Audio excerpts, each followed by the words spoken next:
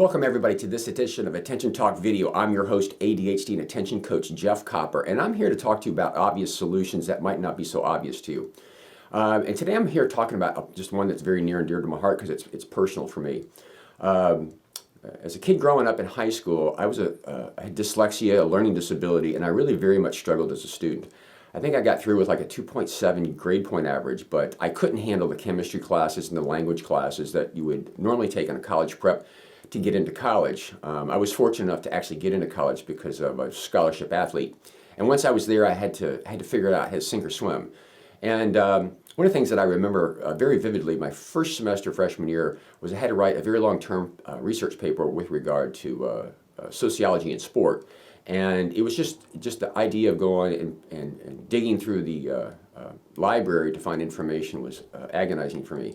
But I got the notion that if I interviewed a subject matter expert, then I could bypass all that and I could just take their quotes and footnote it in my paper. So, which is actually what I did.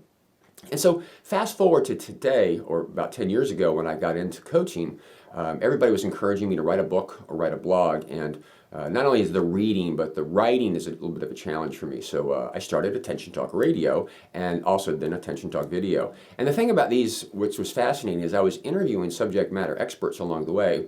And my reason for getting into it originally was to have something to talk about on social media. Little did I know at the time that I was actually doing research.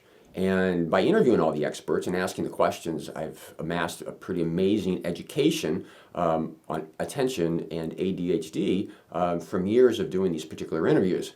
And talking to other people is a form of research that we don't normally think of. It is fascinating to me because every once in a while I do get an email now that somebody cited one of my radio shows with an expert as a resource for information they got, particularly if it's a well-known researcher, clinician or something like that. And my point really here is this, is if you have a learning disability, if you have dyslexia, if you have ADHD or whatever, it's a lot easier to focus in on doing it your way, or as I say, to change the environment is much easier than it is to change yourself. So for me, I changed the environment, if you will, and did my research by talking with other people as opposed to going and reading in the library. That doesn't look like maybe an environmental change for some of you, but hopefully you get my point, is do it your way. Do it different, not the way that maybe it is defined by society.